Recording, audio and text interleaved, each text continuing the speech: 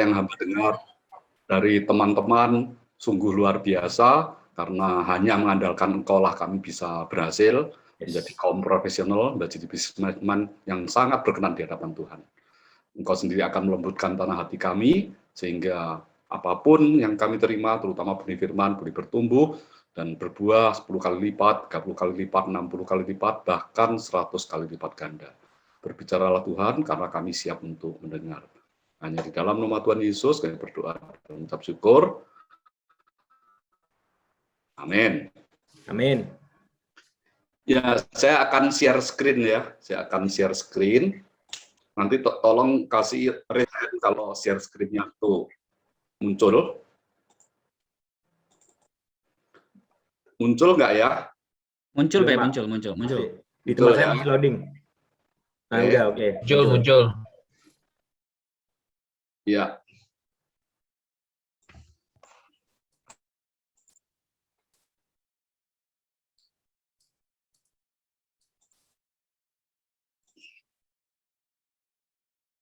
Ya, hari ini saya akan share ini, apa yang disebut excuse syndrome. Ada yang pernah dengar ungkapan ini, excuse syndrome? Ya, excuse syndrome adalah apa saja yang membuat kita tidak bisa maju. Nanti akan saya ambil dari Lukas 14, 15 sampai 24. Nah, hari ini kita berbahagia, kemarin yang menyaksikan Thomas, bisa saja ketika kita kalah, seandainya kita kalah, bisa saja kita beralasan seperti ini, karena kita diketahui melakukan doping, itu jadi melemahkan semangat. Banyak hal, atau kita kurang pelatihan, atau lebih parah lagi karena menghadapi pandemi, tetapi ternyata mental juara itu membuat kita menang kembali. Setelah sekian lama, Piala Thomas itu tidak ada bersama-sama kita. Nah, lihat Lukas 14 ayat 15, tidak setiap orang yang diundang ke pesta itu senang, meskipun yang undang pesta itu big boss sekalipun. Karena ketika saya diundang seorang konglomerat di Jakarta yang menikahkan anaknya, kita harus nunggu, saya harus nunggu sekian lama. Mengapa? Karena harus RI 1 yang datang lebih dulu, para menteri, baru undangan lain bisa datang. Mendengar itu berkatalah seorang dari tamu-tamu itu kepada Yesus, berbahagialah orang yang akan diundang dalam kerajaan Allah. Benarkah orang itu berbahagia ketika diundang dalam kerajaan Allah? Tidak tentu. Mengapa? Karena banyak orang yang suka beralasan. Mereka tidak mau mencoba, tidak mau tantangan, mereka bahkan takut mencoba. Nah, ini ada satu perguruan, kalau di Jepang namanya karate begitu. Dia ungkapkan apa? It is important to you, you'll find a way. If not, you'll find an excuse. Kalau itu penting bagi kita, kita akan pasti menemukan jalan. Tetapi kalau tidak, kita pasti menemukan alasan. Apakah saya lelah? Apakah udara terlalu dingin? Udara terlalu panas? Apakah hujan? Apakah terlalu lambat? Tapi kalau ini kita coret semua, kita berkata, let's go. Dan menarik, kalau kita itu punya kerinduan, seperti tadi teman-teman bisa bersaksi luar biasa. Suatu kali saya pimpin ibadah wanita, saat itu winter, puncaknya winter, dan saya kaget karena undangan itu dilakukan outdoor. Saya kira pasti yang datang wanita itu sedikit. Ternyata yang datang banyak sekali, saya tidak menduga, ternyata ibu-ibu itu memang lebih rajin untuk datang ibadah. Itu sebabnya mengapa dikatakan surga ada di bawah telapak kaki ibu, mungkin di situ ya. Tapi di sini lebih banyak bapak-bapaknya sih, full gospel. Oke. Nah, di kamar anak saya yang bungsu, itu ada tulisan begini, don't stop when you are tired, stop when you are done. Mengapa? Karena masa pandemi begini, dia kuliah, dia belum bisa berangkat, border di close, anak sulung saya sudah balik Indonesia, dan anak bungsu yang tidak bisa berangkat karena border di close. Tetapi meskipun dia kuliah terus online, tapi dia tetap rajin kalau mengerjakan tugasnya, dipasang tulisan ini agar dia assignment-nya tetap dia kerjakan dengan baik. Nah, apa cirinya excuse syndrome? Yaitu cari alasan terus. Lihat ketika diundang, apa yang mereka katakan, tetapi mereka bersama-sama meminta maaf. Yang pertama berkata kepadanya, aku telah membeli ladang dan aku harus pergi melihatnya, aku minta dimaafkan. Kalau zaman sekarang mungkin bisa berkata, aku baru beli kapling, aku beli tanah, maka aku tidak bisa datang. Atau pekerjaan, dikatakan yang lain berkata, aku telah membeli 5 pasang lembu kebiri, dan aku harus pergi mencobanya, aku minta dimaafkan. Padahal itu masih bisa ditunda. Pasangan, ini yang lebih luar biasa, yang lain berkata, aku baru kawin, dan karena itu aku tidak dapat datang. Padahal undangan itu, datang pasangan pun tidak masalah. Nah, yang sering adalah usia yang terlalu muda. Nggak tahu di sini Billy yang paling muda siapa ya? Billy atau Simon tadi ya? Kayaknya Simon, Pak. Atau HK ya? Oke. Atau Bro Keiko kayaknya. Oke, usia yang terlalu muda. Ketika orang Filistin itu menunjukkan pandangannya ke arah Daud serta melihat dia, dihinanya Daud itu karena ia masih muda, kemerah-merahan, dan elok parasnya. Nah, lawan dengan fakta bahwa Tuhan beserta kita. Tadi saya suka kesaksian bahwa ketika kita mengandalkan diri sendiri, kepandaian, proyek tidak bisa kita terima, tetapi ketika kita mengandalkan Tuhan, justru kita diberkati. Nah, kita akan lihat, atau sebaliknya usia yang terlalu tua. Lalu jawab mereka kepadanya, di manakah Sarah istrimu? Jawabnya, di sana.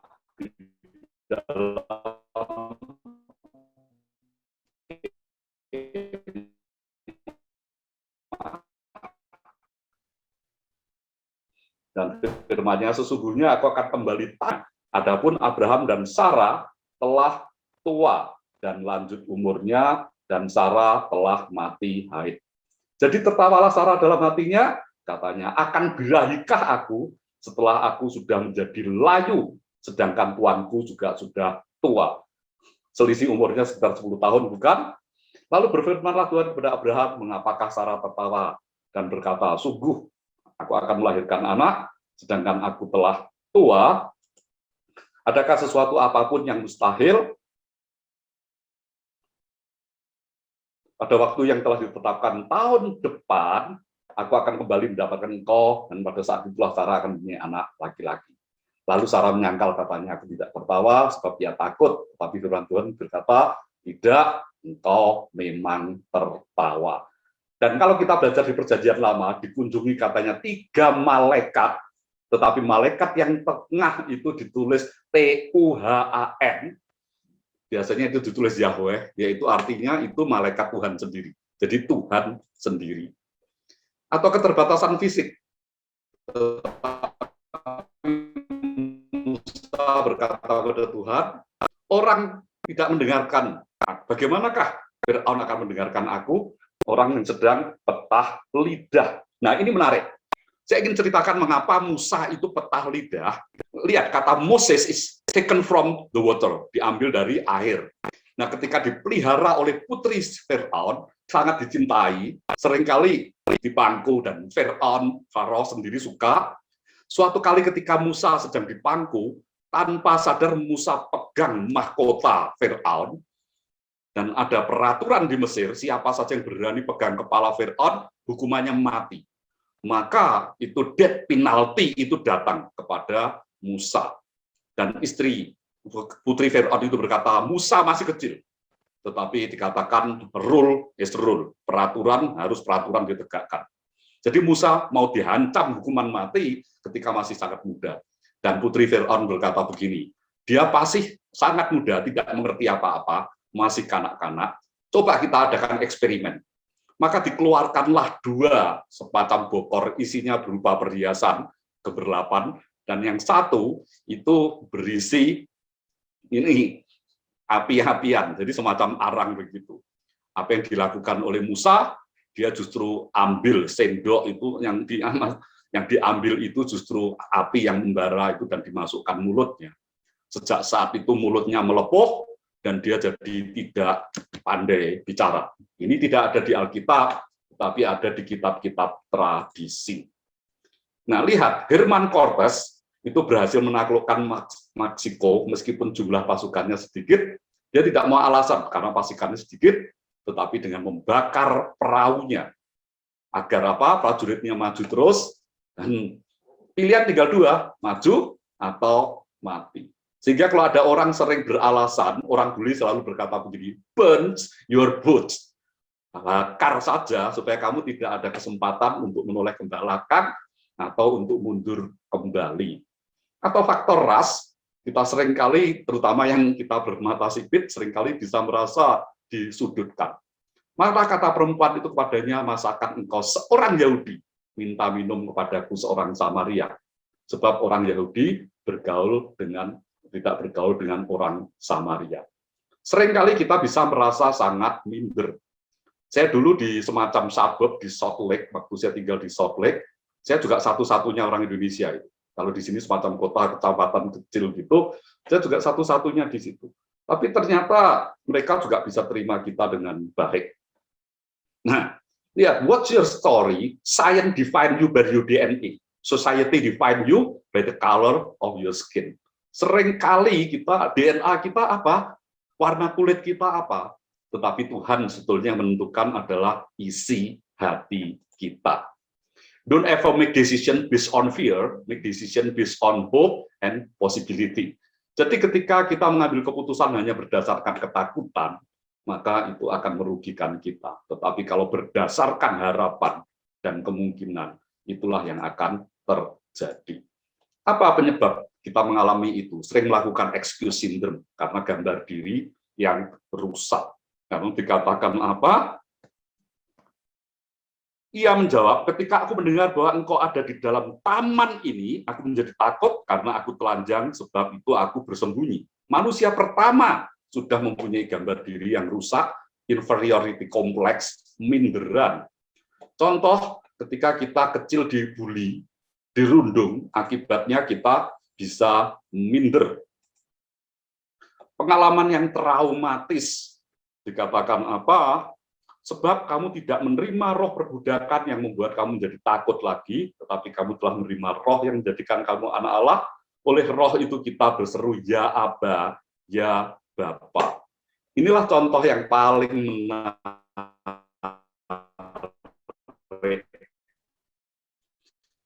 Mengapa gajah itu ketika diserges menyentakkan kakinya untuk lepas, meskipun itu gampang sekali, karena sejak kecil kakinya dirantai, dia tidak bisa memutuskan itu.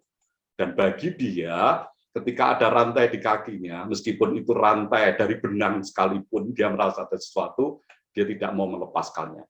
Itulah traumatik, pengalaman traumatik yang membuat kita tidak bisa maju. Nah, penyanyi Love, album penyanyi Love, itu cover album CD-nya saya yang motretin. Waktu itu kami ada di Rockingham, saya dulu fotografer ya, saya coba potret dia, saya suruh mundur, tiba-tiba dia berhenti dan pucat sekali wajahnya. Ketika saya tanya mengapa you pucat, dia berkata, saya dulu hampir tenggelam. I was almost drowning. Jadi dia takut sejak itu, dia trauma terhadap air. Nah, kalau kita sudah besar tetapi kita tidak dilatih, maka kita akan mengalami ketakutan yang sama. Anak bungsu saya, Billy tahu, Yusafat itu dia takut air, karena waktu kecil, itu dia saya ajak ke Point Walter, semacam teluk begitu, itu teluk yang sangat tenang, dan istri dan kakak sulungnya, kakak anak saya yang sulung, itu kan pandai sekali berenang. Dia jadi berenang di laut, saya dengan anak bungsu saya, di Point Walter, semacam teluk begitu. Saya kira saya bahagia karena ketika melihat Yusa itu bisa renang dengan berbaring. Yang saya tidak sadari, ternyata dia tenggelam. Dan begitu saya angkat, dia sudah pucat pasi. Dan dia berkata, I am drowning, saya tenggelam. Sejak saat itu dia sangat ketakutan dengan air. Oleh sebab itu saya leskan dia sejak kindergarten sampai kelas 6 SD, grade 6, dan sekarang dia jadi jago renang. Jadi rasa takut itu harus dilawan. Atau milieu adalah lingkungan, menciutkan kalbu. Lihat ketika Petrus disuruh jump out of the boat, lalu Petrus berseru kepada Tuhan, jika apabila itu engkau itu, suruhlah aku datang kepadamu berjalan di atas air. Kata Yesus, datanglah. Maka Petrus turun dari perahu itu dan berjalan di atas air mendapatkan Yesus. Berani, karena matanya fokus kepada Yesus. Tetapi ketika dirasanya tiupan angin, takutlah ia dan mulai tenggelam, lalu berteriak, Tuhan, tolonglah aku. Nah, inilah yang menarik, bagi sebagian besar orang, ombak tinggi itu menakutkan, tetapi mengasyikkan bagi peselancar. Tinggal apa yang bisa kita lakukan. Bagi yang mental karyawan, untuk terjun ke dunia bisnis itu sangat menakutkan. Apa yang ditakutkan? Takut bangkrut. Tapi bagi orang yang sudah berbisnis, disuruh ikut orang nggak mau, karena tidak menguras adrenalin. Bagi mereka yang suka bisnis, itu suka tantangan, berani mengambil risiko. Nah, ada provokasi yang mematahkan hati. Coba lihat. Orang Filistin itu Goliat berkata kepada Daud, anjingkah aku, maka engkau mendatangi aku dengan tongkat. Lalu demi para allahnya, orang Filistin itu mengutuki Daud. Pula orang Filistin itu berkata kepada Daud, hadapilah aku, maka aku akan memberikan dagingmu kepada burung-burung di udara dan kepada binatang di padang. Contoh siapa yang seringkali membuat kita seperti itu? Orang tua. Orang tua ketika berkata ambil jurusan tentu, dia berkata jurusan itu madesu. Dan zaman sekarang banyak orang yang minta anaknya sekolah itu semua ke bisnis ekonomi. Sehingga kampus-kampus yang teknik itu jadi sangat minim. Anak saya Yonatan tahu itu dia satu kelas, itu orang Indonesianya hanya satu. Jadi 99% bule. Mengapa? Karena ambil engineering. Saya tanya, loh, kok temenmu bule semua waktu graduation kemarin? Dia berkata, orang Indonesia suka ngambil ekonomi, Pak. Karena kalau engineering, itu tesnya matematika dan fisika, mereka merasa tidak mau seperti itu. Dan kalau ada orang masuk jurusan-jurusan yang sosial, dikatakan madesu, masa depan suram, apakah masa depan sukses? Paradigma, itu tergantung dari kita yang menentukan. Jangan ditentukan oleh orang lain. Jadi kata su itu bisa sukses atau suram. Lihat ada hal yang menarik, hari Kamis nanti saya itu talk show dengan twin sister, orang kembar dari Arizona State University. Bagi mereka bisa bangga ketika kuliah di Arizona State University. Tetapi kalau kita kunjungan ke Phoenix, Arizona, lihat papan namanya kita tertawa. Karena Arizona State University, singkatannya ASU. Arizona State University, singkatannya ASU. Bagi orang Amerika membanggakan, bagi kita bisa kita tertawakan. Nah, pendidikan yang salah. Mari kita lihat. Berfirmanlah Tuhan, oleh karena mereka meninggalkan Tauratku yang telah kuserahkan kepada mereka, dan oleh karena mereka tidak mendengarkan suaraku dan tidak mengikutinya, melainkan mengikuti kedegilan hatinya dan mengikuti para Baal seperti yang diajarkan kepada mereka oleh nenek moyang mereka. Sebab itu beginilah firman Tuhan semesta alam, Allah Israel. Sesungguhnya aku akan memberi bangsa ini makan ipuh dan minum racun. Dan inilah pendidikan yang sering terjadi di tempat kita, di Indonesia. Hanya kita itu disuapin terus-menerus, ilmu itu disuapin.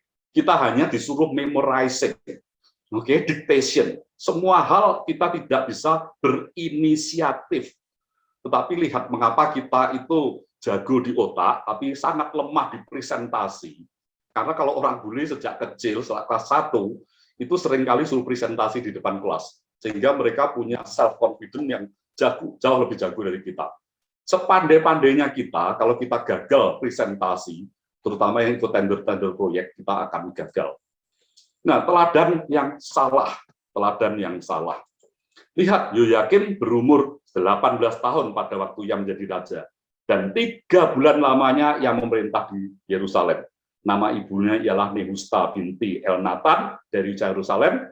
Ia melakukan apa yang jahat di mata Tuhan. Dikatakan apa? Tepat seperti yang dilakukan ayahnya. Kita mengenal apa? Like father, like son. Every son quotes his father in words and in deeds. Lihat, anak-anak itu tiru ayahnya. Sehingga kita nggak bisa berkata begini, do what I say, not what I do. Nggak bisa. Karena anak-anak itu lebih melihat apa yang kita lakukan. Action speak louder than word, kan? Jadi tindakan kita itu bicara jauh lebih keras daripada sekedar kata-kata. Kalau kita menyuruh mereka untuk tidak mabuk-mabukan, padahal kita masih melakukannya, itu percuma saja. Lihat kalau anak gadis, apa yang ditiru? Mamahnya. Dan yang paling sering ditiru hanya penampilan luar. Apa solusinya? Nah, paling penting adalah sadari kelemahan kita. Kalau kita nggak menyadari kelemahan kita, itu justru kelemahan kita. Lalu lihat kisah anak yang hilang. Lalu ia menyadari keadaannya, katanya betapa banyaknya orang upah bapakku yang berlimpah-limpah makanannya, tetapi aku di sini mati kelaparan. It's more important to know your weaknesses than your strength. Akui kesalahan kita. Jika kita mengaku dosa kita, maka ia adalah setia sehingga akan mengampuni segala dosa kita dan menyucikan kita dari segala kejahatan. Inilah yang paling penting, forget the mistake, remember the lesson. Seringkali kita mencoba melupakan masa lalu, oke, tetapi jangan lupa pelajarannya, mengapa kita melakukan kesalahan yang sama. Hadapi kenyataan, ini yang jadi visi misi di gereja yang saya gembalakan. Jangan seorang pun menganggap engkau rendah karena engkau muda. Jadilah teladan bagi orang-orang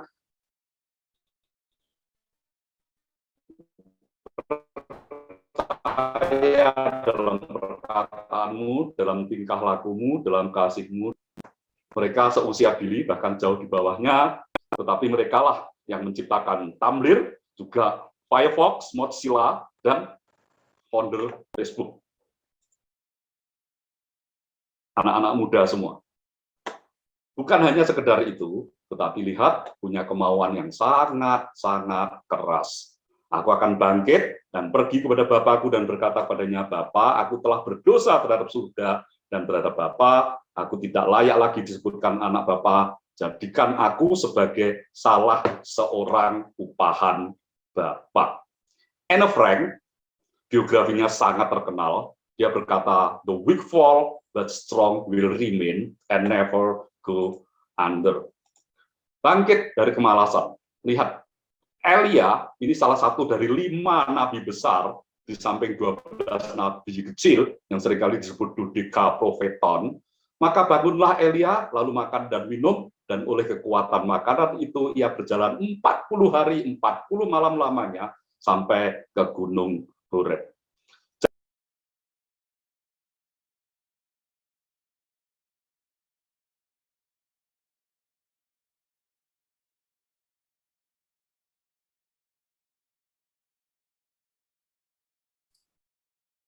Pak Safir ke unmute.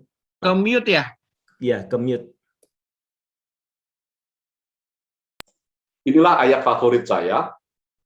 Karena itu aku berkata kepadamu, apa saja yang kamu minta dan doakan. Yang kita minta dan doakan, itu belum terjadi, bukan?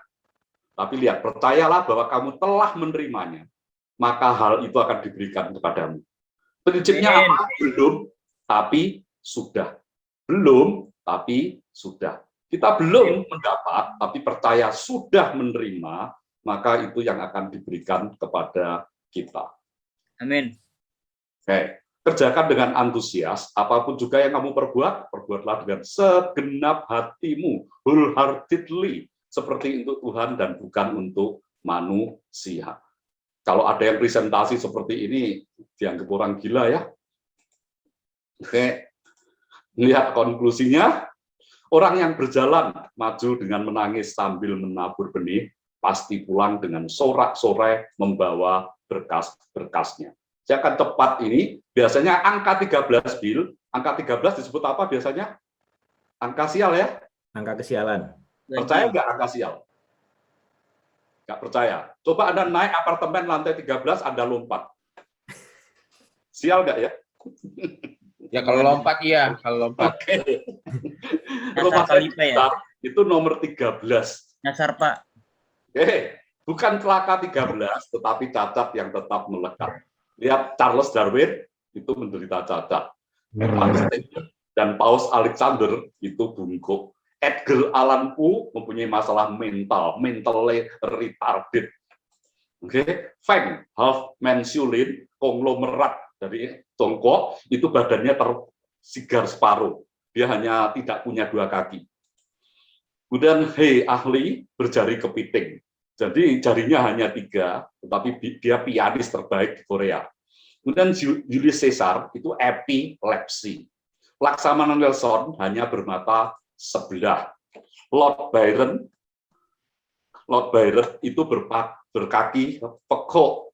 Nick Vujicic ini yang sangat terkenal, tidak punya tangan dan kaki. Peter Schiffman menggunakan kaki palsu dari kayu.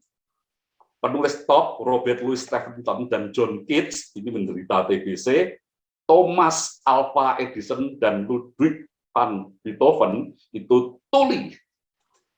Tony Christiansen tidak punya kaki, tetapi dia bisa mendaki Gunung Kilimanjaro. Lihat 13 orang itu. Semua tidak mau memberi alasan, tetapi mereka mau bangkit kembali. Tuhan Yesus berkati.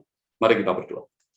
Bapak, kami ucap syukur jika hari ini kami belajar untuk tidak mau beralasan. Karena ketika kami beralasan, kami cenderung mewujudkan semua alasan kami. Tetapi ajar kami bahwa roh kami itu ada karena Engkau ada di dalam kami. Dan Engkau tidak memberi kami roh ketakutan, tetapi roh yang membangkitkan semangat.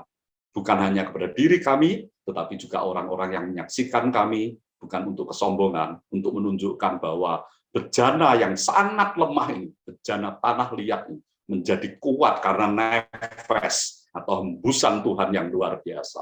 Terima kasih Bapak, berkati Full Gospel dan teman-teman yang ada khususnya dan HI, supaya mereka terus berjuang selama pandemi, mereka justru bisa bounce back, karena saat mereka diberkati, mereka bisa menjadi berkat bagi banyak orang. Hanya di dalam nama Tuhan Yesus, kami berdoa dan mengucap syukur. Setiap orang yang hari ini diberkati, baik oleh kesaksian maupun oleh firman Tuhan, oleh networking yang baru, mari sama-sama katakan. Amin. Amin. Amin. Amin. Amin. Thank you banget. Amin. Pak Bagus Safir. banget, luar biasa. Keren, Luar keren, biasa. keren. Ayo teman-teman, apresiasi yang merasa terberkati, kasih emo, thumbs up, jempol, hati, terserah. Ini saya take over sebentar karena B. Simon lagi ada konkol. Mungkin sebagai konklusinya, semua teman-teman di sini terbakar ya, terbakar benar-benar oleh kesaksian tadi ada B. Thomas yang meremakan Amsal 3 ayat 5-6 yang ayat favorit saya, selalu bukan pemakai akal pikiran kita sendiri, tapi menggunakan firman Tuhan yang bukan kadang di luar nalar kita. Kemudian Pak Safir yang secara wonderful sekali memberkati kita, membakar. Saya merasa terberkati Pak, thank you banget Pak. Saya merasa terbakar. Tadi saya suka satu kalimat, saya tadi nggak take note ya, karena ini B. Simon minta tolong urgent ke saya untuk konklusikan. Saya suka tadi satu kalimat yang jangan membuat keputusan based on fear. Jangan buat keputusan based jadi didasari oleh ketakutan, tapi buat keputusan itu based on hope. Ini pun dibuat saya juga dan buat semua kita ketika berbisnis apapun kita mikirnya kalau gagal bagaimana ya, kalau gagal gimana ya, kalau ini gimana ya, kalau itu gimana. Itu kan berarti udah membuat keputusan dari ketakutan. Sama juga seperti saya, ini akan saya pakai sebagai perbenihan saya, benih saya untuk mendidik anak saya juga. Ketika saya mendidik putri saya yang baru 2 bulan, mau gini, ntar kekhawatiran loh, kita ketakutan kalau gini, takut kayak begini. Nah ini kayaknya bagus Pak. Jadi saya ketika mendidik pun saya membuat keputusan, oh iya, saya membuat keputusan ini karena saya percaya, saya hope, saya believe, saya percaya anak saya akan seperti ini. So, thank you banget Pak Safir. Ini pun saya ketemu video call lagi Pak Safir setelah hampir, tadi Bro Niko udah menyampaikan Pak Safir ini yang memberkati pernikahan saya gitu. Jadi tadi Bro Niko juga udah bicara, jadi saya ngomong ini kita udah lama Pak ya nggak ketemu Pak ya, nggak lunch, nggak makan Pak barengan. Nanti mungkin bisa di set up Pak waktunya. Mungkin terakhir ketemu Pak Safir rambut saya masih pendek Pak, cuman itu Pak sekarang saya udah gondrong nggak karu-karuan Pak. Karena mumpung Pak saya di Surabaya Pak, saya nggak kerja, nggak ketemu sama tamu-tamu klien hampir setahun Pak, jadi saya panjangin Pak. Bentar kalau balik Jakarta ini kayaknya harus dipotong ini. Gitu. So thank you banget Pak Safir. Ada tambahan dari teman-teman, kayaknya dari Bro David nih yang semangat nih, kayaknya terbakar nih. Ada tambahan Bro David? Atau ada pertanyaan nih dari teman-teman? Wih, kok jadi kita di... Keren nih. Wah, kita lagi meeting nih. Mau meeting pindah ke betulan. kursi. Lucu banget. Ini kayak ulahnya Bro Niko ini ya, atau Bro Iya, David nih? warnanya jadi berubah ya. Iya, kita kayak duduk Pak ya.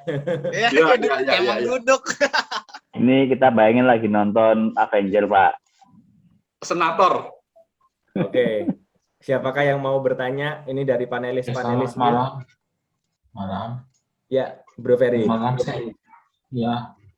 Selamat malam semuanya. Selamat malam Pak Safir. Saya ingin nanyakan Pak tentang excuse syndrome itu ya Pak. Nah, saya pengen nanya, bila seseorang mengalami kegagalan di masa lalu itu, tentunya dia akan takut untuk berani mencoba untuk di masa sekarang ini. Nah, banyak kali, terutama baik orang tua maupun anak muda itu, biasanya kan selalu melihat kejayaan masa lalu, ya Pak. Maksudnya, ya masa lalu ini mungkin berhasil, penuh hilang gemilang. Nah, itu biasanya mereka masih punya kenangan gitu, kenangan yang nggak bakal dilupain walaupun itu udah bertahun-tahun lamanya. Jadi mereka sulit untuk melihat ke depannya itu bagaimana gitu, untuk maju ke depan. Jadi mereka tidak mengejar yang di depan itu, tapi melihat ke belakang. Nah, saya pengen nanyakan kepada Safir bagaimana kita tidak, maksudnya tidak terikat dengan masa lalu kita, Pak, tapi kita bisa menatap ke depan. Karena terus terang kita sebagai generasi muda itu kita mendapatkan warisan di masa lalu itu yang mungkin bagi orang tua kita nggak mungkin bisa dilupakan. Nah, sebagai generasi muda ini dan untuk kita ini, maksudnya yang menerus ini bagaimana sikap kita menghadapi masa sekarang ini, Pak? Apakah kita boleh melupakan masa lalu kita yang mungkin yang kelam, tapi yang baik kita ingat? Itu pertanyaan saya pertama. Terus tadi dibilang ada kedua itu keterbatasan fisik, Pak. Saya pengen nanya bagaimana kita bisa mengatasi keterbatasan fisik. Tadi Bapak cerita tentang Musa yang mungkin sulit berkata-kata. Jadi Tuhan menyuruh Harun. Nah, saya terus terang juga mengalami keterbatasan fisik dalam hal mungkin berbicara, Pak. Mungkin tidak sehebat pendeta yang mungkin jago dalam berkhotbah, menyampaikan isi hatinya itu dicurahkan. Nah, bagaimana kita bisa maksudnya untuk mengatasi keterbatasan fisik dalam hal bicara dan komunikasi, Pak, dengan seseorang. Karena kan ada orang yang bisa menyampaikan isi hatinya, ada juga orang yang nggak bisa. Nah, bagaimana teknik Bapak untuk menanggapi hal ini supaya kita bisa mempunyai fasih lidah, maksudnya kita bisa berbicara dengan baik sehingga orang mengerti maksud dan tujuan kita. Mungkin itu aja, Pak. Terima kasih, Pak. Oke, yang pertama itu ada quote atau quotation yang menarik yang berkata begini, jangan jadikan masa lalu itu sebagai nabi yang mendikte masa depan kita. Saya ulang ya, jangan jadikan masa lalu atau pengalaman masa lalu itu sebagai nabi yang mendikte masa depan kita, tapi jadikan sebagai guru yang membuat kita punya pengalaman lebih untuk bertindak. Jadi jangan jadikan nabi, tapi jadikan guru supaya kita tidak mengulang kesalahan yang sama. Itu pertama. Yang kedua, kita harus punya sistem, yaitu grup, kelompok, support group, istilahnya support group, yang menolong kita. Jadi ketika kita jatuh, ada yang berkata, ayo bangun lagi, ayo bangun lagi. Lihat, hal yang menarik adalah contoh ketika Petrus tadi tenggelam. Petrus tenggelam, kalau kita baca ayatnya itu secara teliti, ketika Petrus tenggelam, karena dia tidak lagi fokus kepada Yesus, tapi kepada angin dan ombak di situ. Dan dia tenggelam. Tetapi ketika Petrus tenggelam, apa yang dilakukan oleh Yesus? Dia ulurkan tangannya, dan perhatikan, maka mereka berdua itu jalan menuju perahu. Jadi artinya Yesus mendampingi, ayo sekarang kita bareng, ketika mereka masuk ke perahu bareng juga. Jadi Yesus memberi kesempatan sekali lagi, kalau kamu takut sendirian, ayo kita bareng. Ada seorang memberi saya buku tentang generasi ketiga konglomerat di Indonesia. Nah, rata-rata itu generasi ketiga ini kritis, bahaya sekali. Generasi pertama sukses, mengapa? Karena kerja keras luar biasa, from nothing to something, gitu, from zero to hero. Nah, generasi kedua masih melihat orang tuanya kerja keras. Sedangkan generasi ketiga begitu lahir langsung kaya. Sehingga apa yang dilakukan, dia tidak pernah mengalami kesusahan.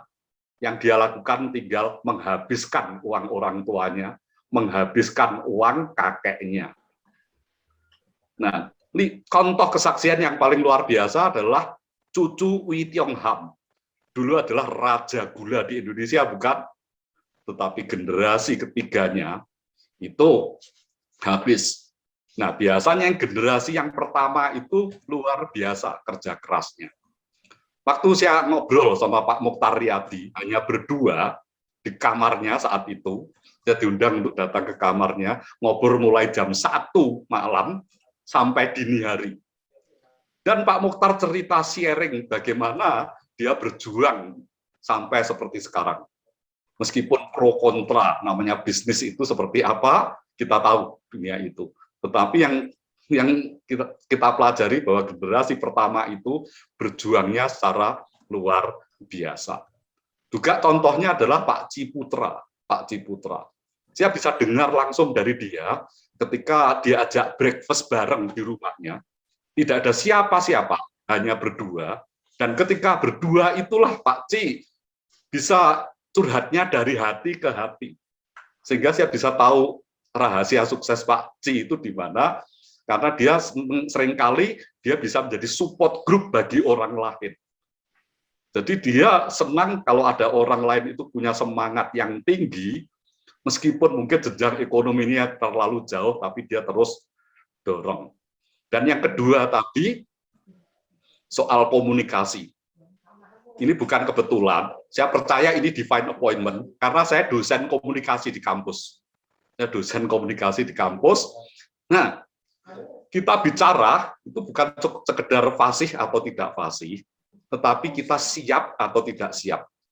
Kalau kita menyampaikan materi dan kita lebih siap, itu kita sudah menang separuh perjalanan. Yang pertama. Yang kedua, itu harus berani berlatih. Senin, Selasa, Rabu kemarin, saya bimbing tesis mahasiswa magister. Ada dua jenis mahasiswa. Mahasiswa yang pertama ketika saya koreksi terus tesisnya untuk mengubah, ada yang milih mundur untuk tidak meneruskan, menyelesaikan S2-nya. Tetapi yang saya beri tantangan, ada yang terus meskipun dia berat sampai sukses. Dan dari pengalaman saya ketika ada mahasiswa baru di komunikasi, ketika dia bicara di depan umum itu dia gelagapan. Tetapi saya terus tiap hari ketemu, saya suruh presentasi. Terus pada akhir semester dia bisa pidato tanpa teks. Sehingga mahasiswa yang lain bisa beri standing ovation, standing applause, karena before and after-nya itu sangat jelas. Dan kesaksian diri saya pribadi, Saya jujur aja, talenta saya lebih banyak nulis daripada bicara di depan umum. Sehingga kalau ditanya karya paling banyak, ya saya berkata buku. Nah, jadi kalau sekedar kesaksian, saya sudah menulis sekitar 60 judul buku yang ada di Gramedia, semuanya rata-rata HRD, Human Resource Development, dan Communication. Begitu. Nah, jadi kalau bicara di depan umum juga nggak pede.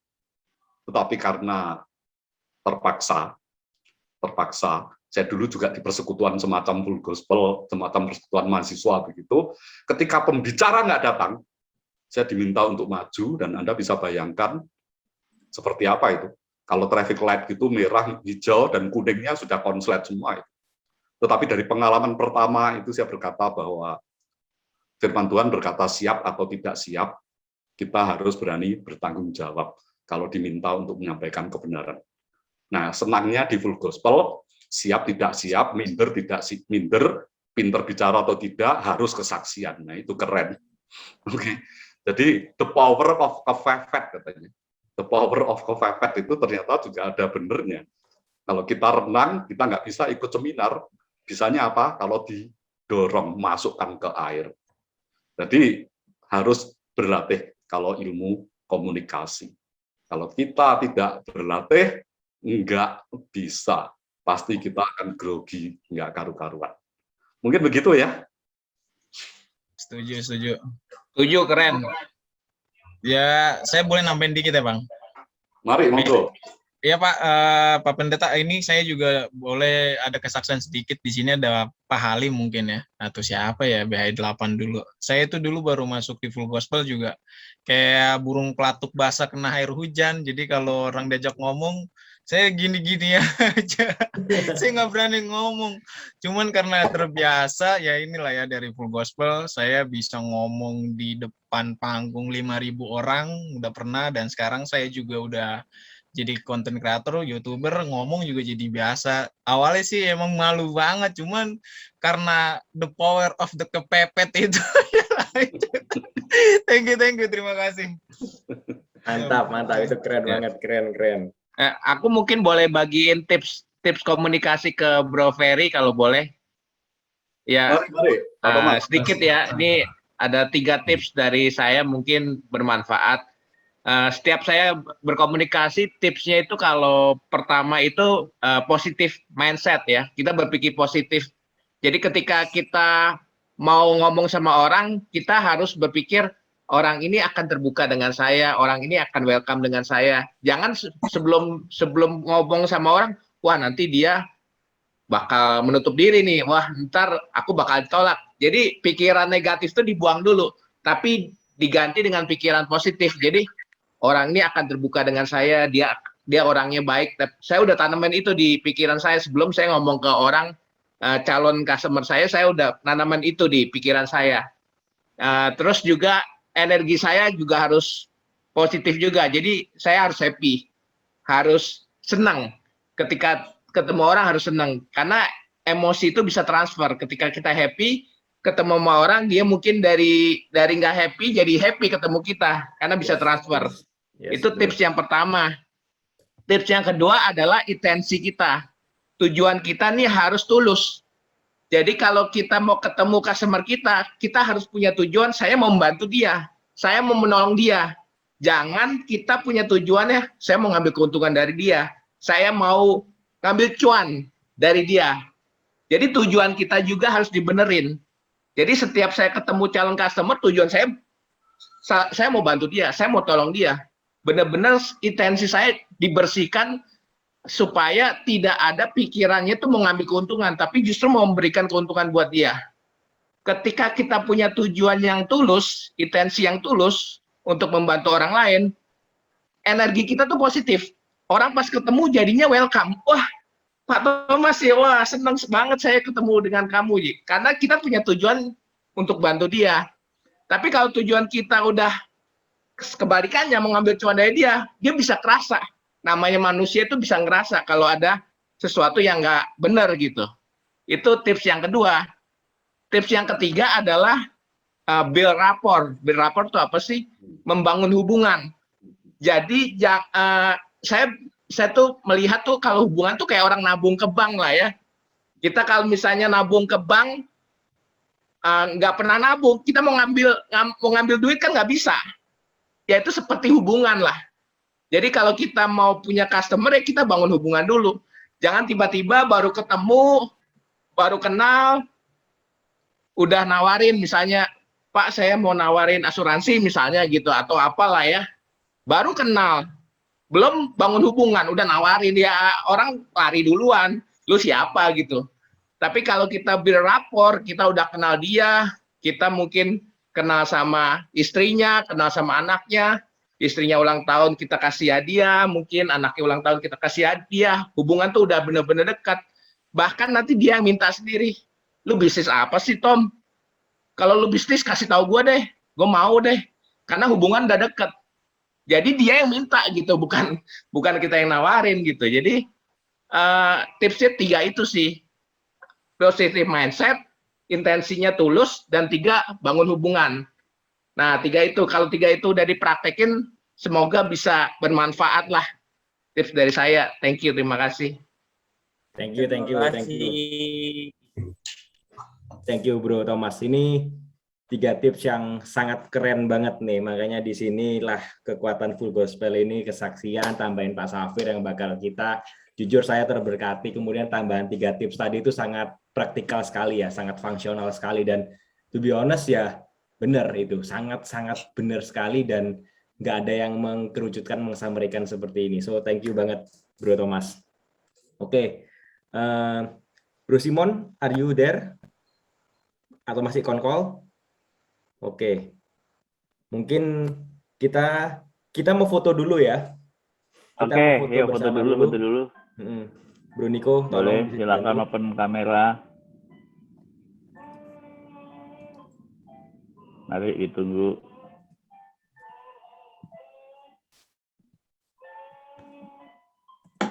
Oke, Bro Handalan. Nah, ini Bro Simon udah kembali. Bro Handalan. Oke, kita take kamera, take foto ya. 1, 2. Oke, thank you. Silakan lanjut. Ya, thank you Baby Lee. Tadi sudah backup sebentar. Siap. Ya. Lanjut Bro Simon. Ya, luar biasa ya tadi sharing dari Pak Xavier dan teman-teman yang lain juga, bahwa tadi memang ada banyak yang saya pribadi walaupun tidak full tadi Pak, tiba-tiba ada telepon dari kantor, sangat memberkati kita semua. Tadi sudah foto, sudah sharing, dan ini sekarang kita mau doa ya. Betul ya? Doa. Ya.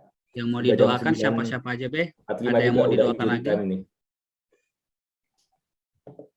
Ada lagi yang mau didoakan? Be Tony sudah di list semua yang mau kita doakan? Be Tony. Ini Be, gua copy lagi ya.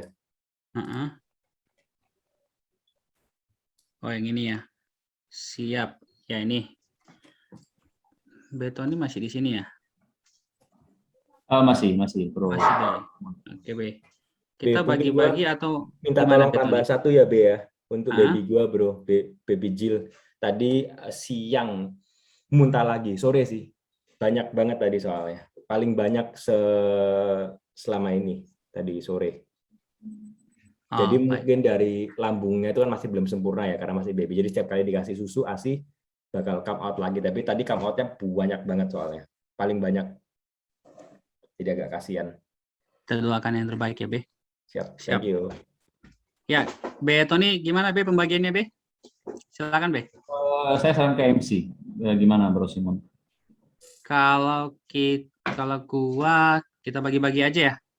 Jadi untuk yang pertama, yang kedua itu minta tolong ke B Tony yang doakan.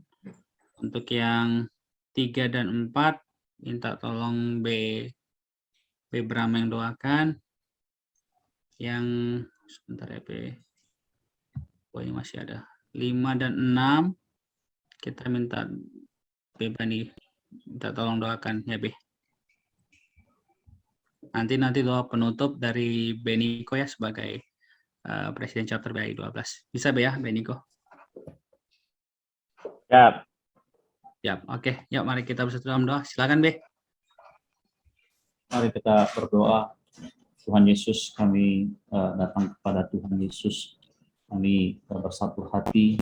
Saya percaya Tuhan ada kuasa di balik kesepakatan, dan kami ingin berdoa bagi Bro Theodores Ginting yang ada di Bali saat ini ya Tuhan.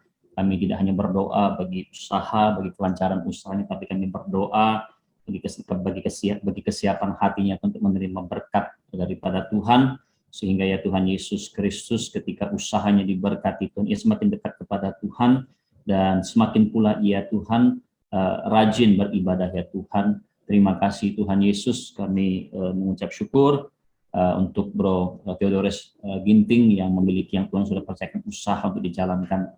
Terima kasih, kami juga berdoa Tuhan bagi istri dari Bro Reynold Samara yang besok akan ke Jakarta untuk kemoterapi breast cancer, dan kami berdoa Tuhan kehendak Tuhan yang jadi. Dan saya pribadi mau percaya Tuhan, penyakit ini bukan dari Tuhan, dan kehendak Tuhan adalah istri dari Bro Reynold Samara itu memiliki kesehatan yang sempurna. Jadilah kehendak-Mu ya Tuhan, bukan kehendak siapapun, dan kami percaya, dan saya percaya juga secara pribadi bahwa kehendak Tuhan adalah yang terbaik ya Tuhan. Terima kasih untuk kekuatan bagi keluarganya, bagi Bro Reynold Samara juga ya Tuhan, untuk penghiburan, untuk keyakinan bahwa segala sesuatu tidak hanya akan baik-baik saja, tetapi Tuhan akan mendatangkan kebaikan ya Tuhan. Yesus Kristus akan melebihi apa yang mereka bisa minta, jauh lebih baik daripada yang mereka bisa minta, mereka bisa doakan, mereka bisa bayangkan, mereka bisa harapkan. Terpuji-pujilah nama-Mu ya Tuhan, dan kami sudah berdoa dan mengucap syukur di dalam nama Tuhan Yesus Kristus. Amin. Amin. Tuhan adalah Bapa, kami bersepakat berdoa untuk sahabat kami, Brother Ronaldo. Bapak, kami berdoa untuk pekerjaannya. Bapak, yang Kau berikan yang terbaik, karena kami percaya Bapak, Engkau Allah kami yang akan memenuhi segala kebutuhan Bro Ronaldo menurut kekayaan dan kemuliaan dalam Yesus Kristus Tuhan. Dan juga untuk orang tuanya, Bapak, Engkau berikan kekayaan kesehatan, umur panjang, kasih karunia nikmat pemberian-Mu, dan Engkau pakai mereka menjadi pendoa syafaat-Mu untuk anak-anak mereka, maupun untuk sahabat dan saudara dan sahabat-sahabat di gereja juga. Kami berkati orang tua Brother Ronaldo di dalam nama Yesus Tuhan. Bapak, kami berdoa juga untuk bangsa Indonesia, untuk kehidupan suku bangsa dan negara ini, untuk para pemimpinnya dari Presiden, dan kabinetnya, gubernur, wali kota, bupati, camat, lurah, RW, maupun semua pribadi. Bapak, kami perusahaan swasta maupun pemerintah, kami berdoa Bapak, biar Kau lawat mereka mengalami kasih-Mu Bapak, untuk mereka benar-benar mengalami kemuliaan kasih Kristus, mengalami hikmat-Mu, sehingga setiap keputusan pribadi-pribadi yang mereka lakukan merupakan adalah campur tangan-Mu Bapak. Kami berbagi mereka juga belum mengenal Engkau Bapak, Kau lawat setiap mereka mengalami anugerah-Mu, kemurahan, mengenal Yesus Tuhan Juru Selamat Bapak. Kau nyatakan Bapak pribadi-Mu memenuhi setiap anak-anak-Mu juga untuk memberitakan kabar baik bagi mereka, sehingga Indonesia dipenuhi kebangkitan kebangunan rohani-Mu Bapak. Kami berdoa Bapak dalam nama Yesus untuk ekonomi bangsa ini juga Engkau yang pulihkan Bapak. Selesai masa pandemi ini, kami percaya Bapak, mereka yang Kau sudah lawat hatinya mulai kejadian demi kejadian pandemi ini Bapak, untuk mereka senantiasa datang dan berharap kepada-Mu dan bertekuk lutut mengaku bahwa Yesus adalah Tuhan dan Juru Selamat Bapak. Kami rindu bangsa ini mengalami kemurahan, kebaikan-Mu, dan kami berdoa untuk kota tempat kami tinggal juga. Kami bawa dalam tangan kuat kuasa-Mu Bapak, kehidupan setiap pribadi, untuk setiap mereka yang belum mengalami kasih karunia-Mu dalam nama Yesus Tuhan. Terima kasih Bapak, kami berdoa juga untuk bisnisnya Bro Thomas. Bapak, ada beberapa tender yang sedang diikuti. Bapak, biarlah kedaulatan-Mu Kau nyatakan, kemurahan dan kebaikan-Mu Kau pertemuan yang terbaik, yang takut dan getarkan Kau, sehingga berkat yang diterima Thomas menjadi berkat bukan juga untuk perusahaan dan keluarga, tapi juga mengalir untuk memberkati segala pekerjaan-Mu, dan nama-Mu dipermuliakan. Hubungan terjadi bukan sekedar hubungan bisnis dengan para klien, tapi berita Injil bisa disampaikan oleh Bro Thomas dalam nama Yesus Tuhan. Terima kasih Bapak, kami juga berdoa untuk Baby Jill. Bapak, kami percaya Engkau sudah memberikan yang terbaik buat Brother Billy dan istrinya. Kami berdoa Bapak, mohon urapan baru darah Yesus Bapak menjamah dari bagian atas kepala sampai ujung kaki Baby Jill, mengalami pemulihan kesehatan luar biasa Bapak. Karena kami percaya roh-Mu dalam kehidupan Baby Jill lebih besar dalam muka bumi ini, dan oleh bilur Yesus Kristus Tuhan, Baby Jill mengalami pemulihan kesembuhan. Engkau magari dengan malaikat surga-Mu Bapak, dan Engkau senantiasa memberkati dengan kekayaan kesehatan, umur panjang. Kasih karunia Baby Jill menjadi sukacita yang penuh bagi keluarganya, dan nama-Mu dipermuliakan melalui kesehatan sempurna yang dinyatakan dan kuasa mujizat-Mu yang dinyatakan. Terima kasih yang berkati keluarga Bro Billy dan juga setiap pekerjaannya, walaupun ada di Surabaya, tapi kami percaya Engkau campur tangan dalam setiap apa yang dilakukannya, sebab hatinya melekat kepadamu. Terima kasih Allah Bapa, Tuhan Yesus dan Roh Kudus. Kami sudah sepakat berdoa, mengucap syukur dan menerimanya. Haleluya, amin.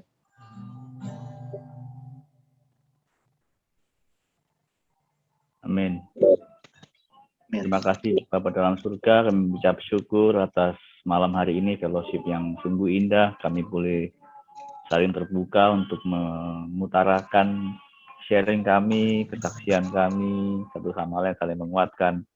Dan teristimewa hari ini, terima kasih karena Engkau telah menghadirkan Pastor Xavier di tengah-tengah kami yang telah memberikan banyak sekali pesan-pesan yang sangat membangun kami, untuk kami tidak lagi excuse terlalu banyak karena kelemahan-kelemahan kami, tapi terlebih kami mau percaya, kami mau semakin mengandalkan Engkau dalam setiap usaha-usaha kami, dalam setiap perjalanan hidup kami. Biarlah Engkau yang menuntun, memimpin kami semua, memberikan kami kekuatan untuk kami berani melangkah, meskipun dengan langkah kecil apapun, tapi percaya Engkau yang selalu menyertai kami.